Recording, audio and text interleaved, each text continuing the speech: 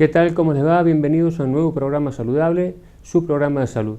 Vamos a tocar un tema de la práctica diaria, práctico, que tiene que ver con todo lo que afecta o las enfermedades que afectan a una región del cuerpo que es el abdomen.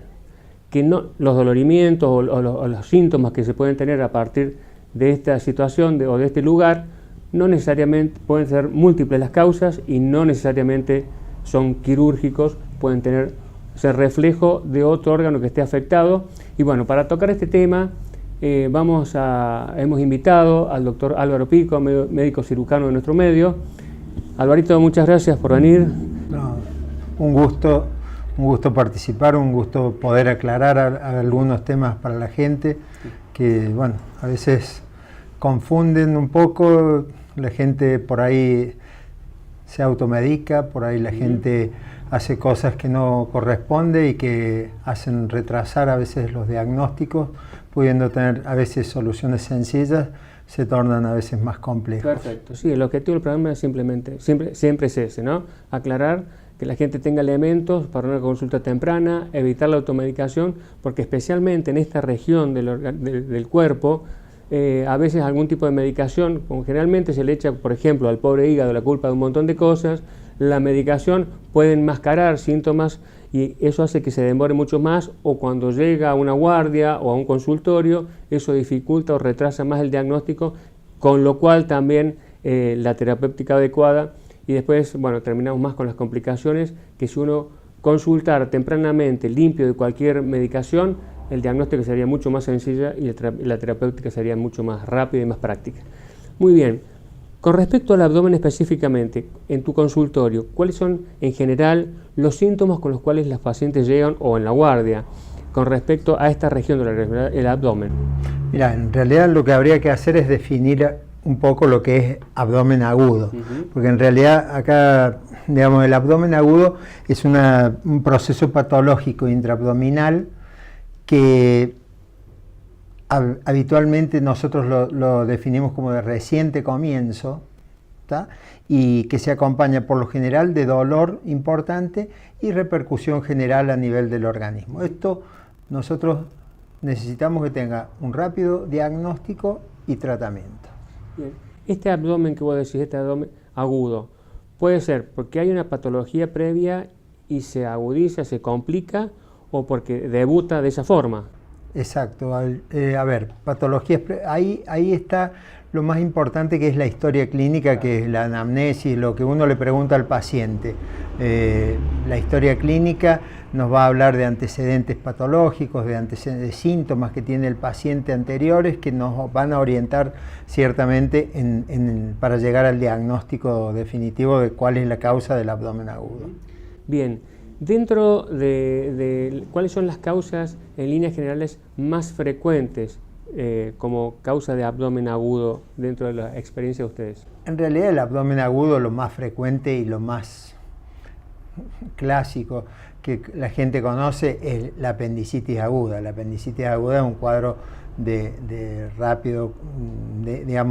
rápida evolución. Habitualmente en 24, 36, 48 horas los cuadros están bastante definidos, siempre y cuando no ocurra lo que habíamos hablado antes con respecto a la automedicación. La gente muchas veces recurre a analgésicos que están en todas las casas, o antiespasmódicos muy conocidos que están en todos los botiquines de las casas, y eso hace que a veces se retrasen un poco los diagnósticos, pero la apendicitis, digamos, es lo más frecuente.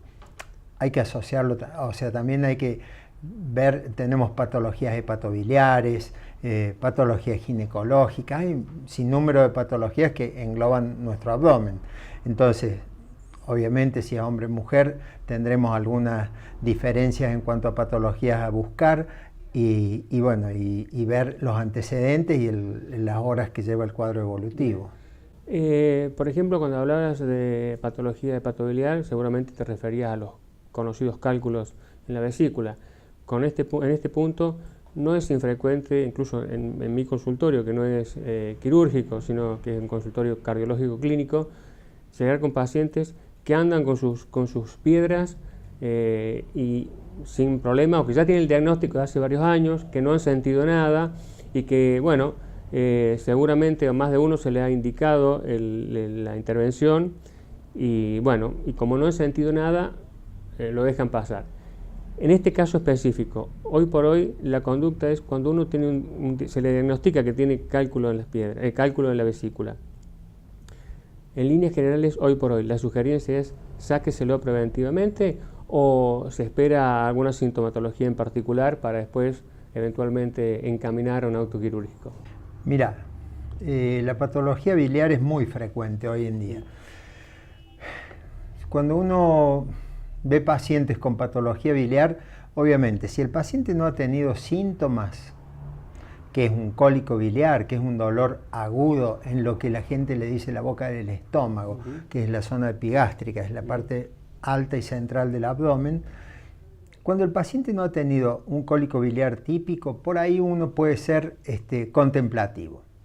Si tiene el diagnóstico de cálculos, hay que ver, porque a veces hay cálculos que son chiquitos, que son más peligrosos, hay cálculos que son grandes, hay cálculos únicos, entonces es como que uno va contemplando y evaluando de acuerdo a las características del paciente. Si el paciente es un paciente que vos lo ves que es de consultar, no se queda, no se automedica, bueno, a lo mejor podés contemplar la posibilidad de decir, bueno, lo espero cuando tiene un cólico por alguna transgresión alimentaria o por lo que fuera, que le origine un cólico biliar. Bueno, en ese caso se tomará la decisión de operar, si es que no, el paciente a veces llega y pide él directamente, no, me hicieron el diagnóstico de cálculos, no quiero saber más nada con esto. O sea, las opciones son válidas las dos. Lo que uno hace realmente cuando uno opera a un paciente de la vesícula es prevenir complicaciones más graves, como que se te salga una piedrita de la vesícula cuando son chicas y pase a los conductos biliares y eso haga que el paciente se ponga amarillo, ictérico.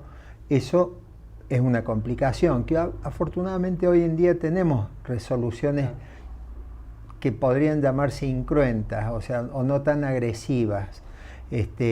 También estamos previniendo las colecistopancreatitis, que son cuadros más severos, las pancreatitis que uno sabe cómo empiezan, pero nunca sabe cómo terminan.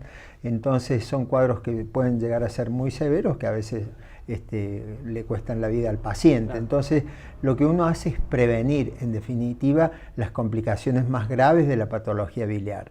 Entonces, la indicación de la cirugía siempre está. Cuando vos tenés cálculos en la vesícula no tiene otra resolución, nunca la va a tener. O sea, el punto es que la cirugía hoy, con la cirugía, el advenimiento desde hace 25 años de la cirugía laparoscópica, nosotros empezamos acá en cirugía laparoscópica en el año 92 en San Luis. O sea, y esto en el mundo habrá empezado 1 o 2 años antes. La cirugía laparoscópica hoy resuelve mucho el miedo de la gente, porque en realidad son cirugías que no causan un postoperatorio con molestias, con demasiados trastornos. O sea, es una cirugía cómoda que el paciente no la sufre tanto. Entonces, yo creo que ante esa posibilidad uno a veces no tiene que dejar que el agua llegue al puente, y si lo podemos resolver antes. Por último, antes de ir a la primera pausa, recién hablaba de la cirugía laparoscópica. Ya básicamente está instalada, incluso seguramente la gente te la pide. En algún momento, en los principios de esta cirugía, cuando se estaba instalando, había algunas contraindicaciones relativas, como el tema de la presencia de obesidad y todas esas cuestiones. ¿Eso se mantiene hoy en día o de acuerdo a determinados parámetros uno elige una cosa u otra? No, obviamente todos los métodos tienen sus indicaciones. En realidad la obesidad es un condicionante a veces de dificultades intraquirúrgicas. Eso puede hacer que no sea posible una cirugía. Cuando es un obeso extremo, bueno, pero hoy por hoy, si nos remitimos a que se hace cirugía para la obesidad, uno va buscando mañas dentro de la cirugía, lo pone en distintas posiciones al paciente, tiene elementos para poder separar, pero sin duda que la obesidad intraabdominal es un condicionante a veces de lo que técnicamente uno puede hacer. Siempre yo digo, si usted, mientras más gordo, más dificultades, mientras más dificultades, menos seguridad. Claro. En definitiva, lo que uno pretende darle al paciente es la mayor seguridad de que lo que va a hacer, que es operarlo, va a salir todo perfecto. Entonces, la idea es que mientras uno más ve, más seguro es todo. Claro. Bueno, perfecto, muy bien. Vamos a ir a la primera pausa y después continuamos con el programa.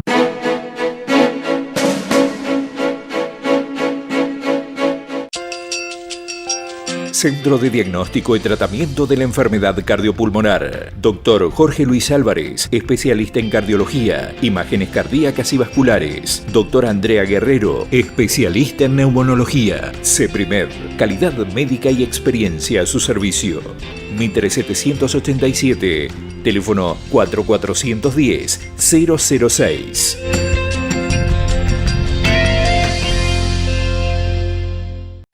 Saludable ya está en la web. Todo lo que tenés que saber de salud de la provincia, el país y el mundo en un solo sitio. www.saludablesanluis.com. Tu programa de TV en la web. Novedades, noticias y todos nuestros programas con los referentes de cada especialidad de San Luis y del país. www.saludablesanluis.com. Anímate a vivir nuevas experiencias.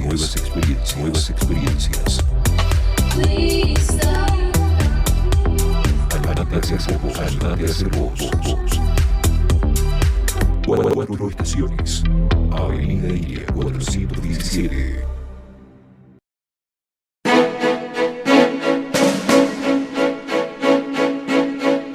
Muy bien, continuamos con el programa. Quiero preguntarte ahora, Álvaro,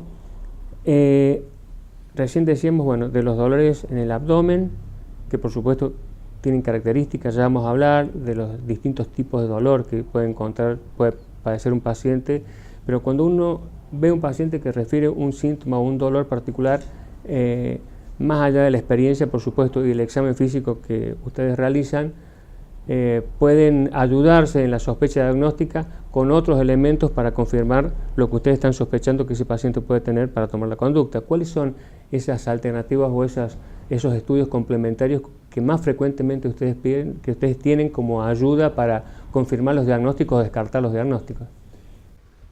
Cuando viene un paciente con un dolor abdominal, digamos, aparte de todo lo que es la historia clínica y evaluar bien toda la parte de antecedentes del paciente, nosotros eso nos orienta mucho en cuanto al diagnóstico que va a tener el paciente.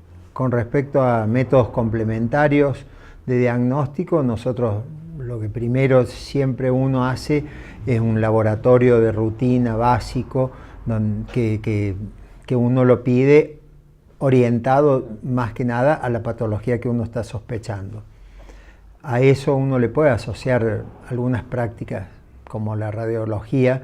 La radiología debería incluir una radiografía de tórax y una de abdomen, que digamos que la gente por ahí puede decir, ¿y para qué me piden una placa de tórax si lo que me duele es la panza? Bueno, en un dolor abdominal uno puede tener patologías no abdominales que puedan generar dolores, y en esto entran patologías de tu especialidad, como puede ser las patologías cardiológicas, una pericarditis, un infarto, insuficiencias cardíacas con un hígado congestivo, o patologías pulmonares como una neumonía, que te pueden generar dolores abdominales. Entonces uno a veces esos dolores se reflejan a nivel abdominal, pero no tienen tanta repercusión a nivel de tórax. Entonces uno, pidiendo la evaluación radiológica, uno puede descartar algunas cosas. Obviamente el examen físico también te hace sospechar, un buen examen físico ya te hace sospechar si la patología no es abdominal. En lo que es patología abdominal hay un estudio muy rápido, incruento, que es la ecografía abdominal, que hecha en buenas manos, en manos expertas, son muy definitorias en cuanto a los diagnósticos. Entonces, hoy por hoy, la ecografía es un estudio rápido, concreto, simple, que nos puede aclarar un montón de cosas a nivel abdominal. Perfecto. También están las tomografías, que obviamente ya estamos pasando a estudios que necesitas ya con fines de descartar Sí.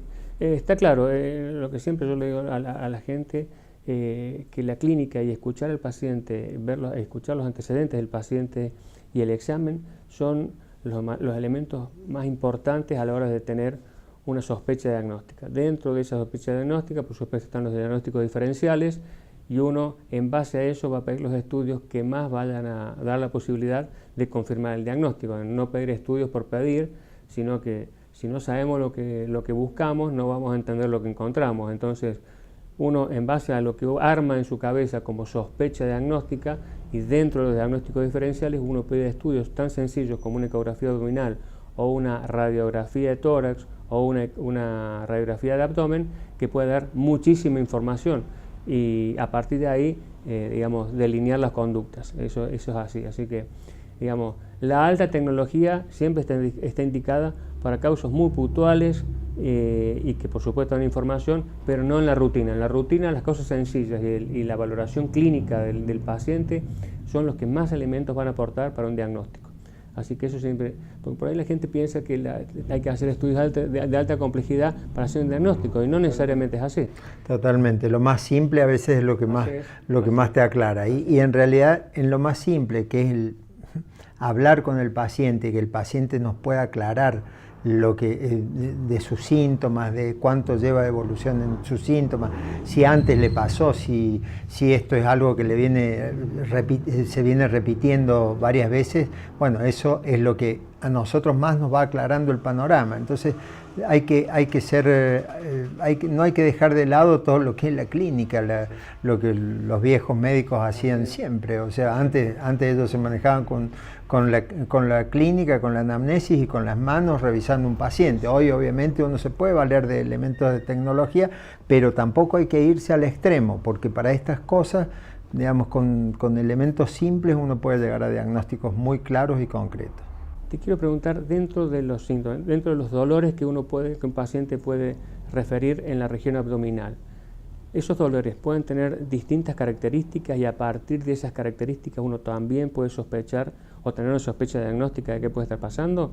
¿Tienen distintas características a veces los dolores?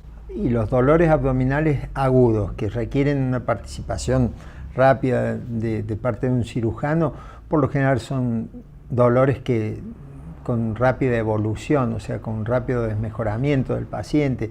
El dolor va en aumento, por lo general, por ejemplo, una apendicitis no tratada, el dolor va a ir aumentando en 24, 36, 48 horas, nunca puede mejorar ese dolor si es una apendicitis, si no ha mediado ningún tratamiento al lado. En eso está lo que hablábamos inicialmente de la automedicación, analgésicos, antiespasmódicos que enmascaran cuadros, a veces el antibiótico, que también la gente lo toma, a veces pensando que va a resolver algo, y lo único que hace es enmascarar y retrasar un diagnóstico, y después llegamos nosotros un poco más tarde de lo que deberíamos llegar. Claro, sí, definitivamente es así. Y esa es la idea, insistimos, no nos vamos a cansar de insistir, que la automedicación generalmente es más problemática y que al paciente siempre le sale más caro en cuanto a tiempo y diagnóstico. En patología biliar, por ejemplo, el antiespasmódico, clásico, en cualquier botiquín de cualquier hogar, echarle la culpa al hígado por cualquier dolor y tomarse un antiespasmódico debe ser una de las cosas más comunes que hay. Como hoy por hoy tomar antiácidos o algún tipo de bloqueante gástrico para los dolores abdominales es también muy común. Hoy vemos en la televisión propaganda como que son de libre comercio, un montón de drogas que por ahí, si se manejaran más racionalmente, serían mucho más efectivas. Hoy por hoy un montón de gente toma cualquier cosa A veces no sabes si específicamente para tratar un dolor bien específico o por ahí tiran al voleo. En eso también insistimos con todo esto de la propaganda engañosa que favorece la automedicación, que son drogas mágicas, que no lo son, y que eso, cualquier comprimido, cualquier medicación que cualquier paciente consuma, tiene pros y contras, y hay que ver qué le puede producir ese paciente. Dentro de los síntomas, como vos decíamos al principio en el otro bloque, no necesariamente un dolor abdominal implica que haya una patología abdominal. Puede ser un dolor referido, que está pasando algo en algún otro lugar, a nivel respiratorio, a nivel cardiológico, como decías. 1/3 de los infartos del corazón tienen sintomatología digestiva, dolor de estómago, 1/3. O sea que eso también es importante, insistimos, en una guardia, cualquier paciente con dolor de abdomen alto ahí en el epigastrio debe tener un electrocardiograma, porque más de una vez se van a encontrar con una sorpresa. Así que lo importante es qué valore, qué nos está contando el paciente, y en ese aspecto es muy importante que el individuo no pierda tiempo. Ayer casualmente me habla una paciente de años, que los he operado a él, a ella, a los hijos. Bueno, me llama por teléfono, yo estaba en el consultorio, y me da algunos síntomas del paciente, del marido, y me dice si lo podía ver. Entonces, uno ya, como viejo que es, empieza a olfatear otras cosas. Entonces le digo, mire, vaya al sanatorio, llévelo a la guardia, porque lo más probable es que le deberían hacer un electrocardiograma a su marido. Y ella me refería a un dolor abdominal agudo, alto. Yo a él lo he operado de la vesícula hace unos años. Cuando lo llevaron al sanatorio, lo internaron en cardiovascular.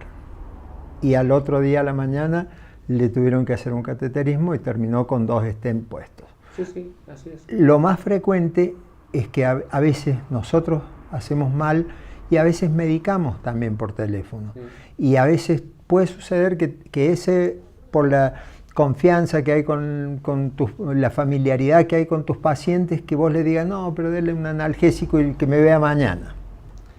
Y bueno, y ahí uno puede hacer una macana bastante más grande nosotros. Entonces, bueno, no hay que minimizar las cosas que dice la gente, y hay que darle la importancia que realmente tienen. Bueno, como ven, es un tema interesantísimo. Vamos a ir a otra pausa y vamos después con la parte final del programa.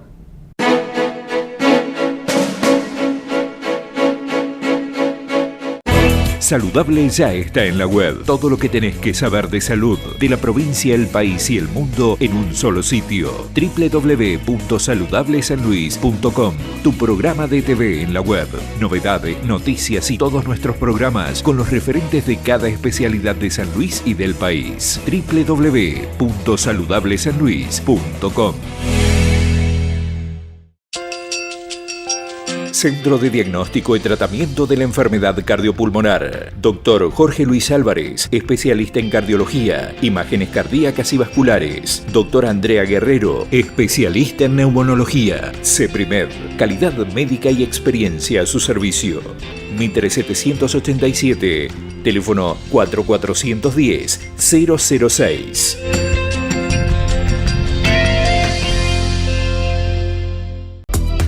Anímate a vivir nuevas experiencias. Anímate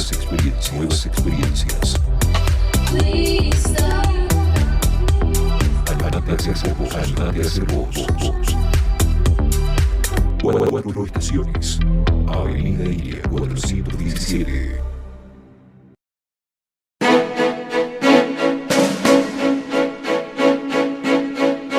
Muy bien, vamos con la última parte del programa. Bueno, Álvaro, una pregunta que seguramente la gente está esperando.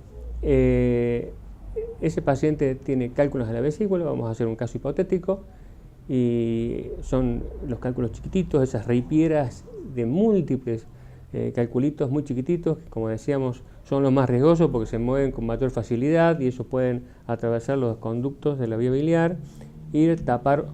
Entonces, uno generalmente en línea general tiende a sugerirle al paciente el acto quirúrgico. Muy bien, te llega el paciente para que vos le soluciones el problema. Porque eso es lo bueno en este caso de la vesícula o del apéndice, que uno se lo saca a la vesícula y dice no vuelve a crecer, ya está, se sacó y listo. Entonces, tiene que ir a un autoquirúrgico. Perfecto. La cirugía, recién hablábamos de la cirugía laparoscópica que avanzó enormemente en cuanto a los resultados, a la practicidad, a la recuperación del paciente. Pero bueno, no deja de ser un acto quirúrgico. Muchos hoy dicen, bueno, sí, voy a una cirugía laparoscópica, sí, yo pasado mañana estoy en mi casa. Momento. No deja de ser un acto quirúrgico, no deja de ser un acto dinámico, biológico, que por más que esté en manos expertas, si ese individuo, por supuesto que para eso está la valoración prequirúrgica, para saber dónde está ese paciente y para que vos como cirujanos sepas que el paciente que tenés acostado en quirófano esté ordenado, que el riesgo desde el punto de vista biológico sea el mínimo y vos puedas intervenir tranquilo sabiendo que ese paciente tiene muy pocas chances de tener alguna complicación. ¿Cómo encarás vos este tema o si los pacientes te preguntan sobre este tema con respecto a la anestesia o con respecto a cómo encaran este acto quirúrgico, el camino a seguir? El paciente que llega al consultorio puede llegar derivado por otro médico, un clínico, cardiólogo, bueno, o puede llegar a la consulta directamente sospechando que puede ser una patología quirúrgica, entonces viene al cirujano, pero por lo general vienen derivados por los clínicos. O los gastroenterólogos, en el caso nuestro, tienen mucha relación con nuestra especialidad. El paciente que llega ya con un diagnóstico, por lo general se siente que está sentenciado, porque en realidad vienen más con ganas de escuchar que le digas que no se tiene que operar a que le digas la real indicación del tema. El paciente que tiene que operarse es un paciente que ante la indicación por una patología determinada de un acto quirúrgico, es un paciente que necesita generar con el cirujano, si obviamente esto te da tiempo, una buena relación, una relación de confianza mutua. ¿Por qué? Porque eso te lleva al quirófano en la mejor condición. Vos sabés que tu cirujano es tu socio en esto. Entonces, esto es muy importante, yo lo veo así en mi consultorio, cuando las patologías te dan tiempo, uno tiene que ir evaluando preoperatoriamente todos los pacientes para que lleguen al quirófano con la mejor condición posible. Muchas veces uno ve pacientes muy deteriorados o pacientes con patologías crónicas, como puede ser una diabetes o como puede ser un paciente renal crónico. La idea es que esos pacientes vayan al quirófano en la mejor condición posible. Entonces, que ese paciente entre al quirófano como un paciente que no tiene ningún tipo de problema, hipertensión, todas patologías crónicas que tratadas correctamente llegan al quirófano como si fuera un paciente normal. Eso te lo da el tiempo, la posibilidad de estudiar, la buena anamnesis previa, donde vos detectás estos problemas, ves qué medicaciones toman o no. En la evaluación previa uno puede detectar algún problema que lo puede corregir previamente. Entonces llega el paciente en la mejor condición. Llegó a la cirugía, listo. Ahí está lo que vos decías recién. Hoy la cirugía laparoscópica avanzó muchísimo. Hay múltiples indicaciones de cirugía laparoscópica. Bueno, la cirugía laparoscópica tiene una característica y es que duele menos. Al doler menos, la gente piensa que puede retornar a la vida normal rápidamente. No es así. Dentro del abdomen nosotros operamos y la cirugía es muy similar a lo que se hacía en la cirugía convencional. Entonces eso requiere de un tiempo para la cicatrización de los tejidos, para evitar sangrados, para evitar complicaciones. Todo esto lleva su tiempo. O sea, hoy nosotros tenemos muy buenos medicamentos analgésicos. Entonces vos asociás a una cirugía que no genera tanta molestia, muy buenos analgésicos y es un paciente que se siente espléndido. Entonces es un paciente que cree que puede hacer vida normal a las 48 horas de operado. No es así. O sea, hay que darle tiempo al organismo. Obviamente los tiempos se acortan con una cirugía laparoscópica versus una cirugía tradicional, pero tampoco hay que exagerar y hay que salir a andar como si nada hubiera pasado. Perfecto. Bueno, muy bien. Te agradezco enormemente el haberme acompañado y haberle ayudado a la gente a entender este tema. Para finalizar, como siempre insistimos en la consulta temprana, no subestime los síntomas, no le eche la culpa al hígado, usted consulte con su médico de confianza sobre los síntomas que tiene. En este caso, todo lo que sea dolor abdominal pueden tener múltiples causas. Y mientras más temprano, mejor, más rápido el diagnóstico y más rápido la terapéutica. Así que eso es muy importante. Y como decíamos cuando tocamos el tema de anestesia, el riesgo del acto quirúrgico la da la condición biológica del individuo. O sea que, como decía acá el doctor Pica, si es diabético, si es hipertenso, tiene patología pulmonar respiratoria crónica y eso está desbarajustado, eso hace que ese individuo entre en un riesgo distinto que aquel que tiene esos antecedentes pero está todo ordenadito. Y eso hace que el cirujano entre más tranquilito, usted entre más tranquilito, como paciente por supuesto, y crear ese vínculo, relación médico-paciente, y que lo convenzan realmente de que lo que está haciendo es lo correcto, y usted no se quede con dudas, pregunte todo lo que tenga que preguntar para entrar tranquilo al quirófano. Eso va a garantizar el éxito de la cirugía. Y por supuesto seguir todas las indicaciones, como decía, por más que se sienta fantásticamente bien, a seguir las indicaciones, porque otras cosas que suelen suceder es que los pacientes se sienten tan bien que al poco tiempo empiezan a hacer esfuerzo y toda una serie de cosas que, bueno, terminan en complicaciones, eventraciones, hernias y todas esas cosas que después va a otro acto quirúrgico de mayor complejidad y bueno, y simplemente lo que hizo fue no cumplir con una indicación médica. Así que siempre atento a las indicaciones de su médico y siempre ultime todos los detalles para que usted tenga esa relación médico-paciente y sepa que quien lo está por intervenir es el mejor para usted. Es lo mejor que le puede pasar. Que vayan con una ayuda de memoria al consultorio, porque a veces los pacientes dicen, doctor, me olvidé de preguntarle, claro, un papelito, anótese 3, 4, 5 preguntas que más dudas le generen. Bueno, ahí está. Muy bien. Espero que les haya gustado el programa. Nos vemos en 7 días.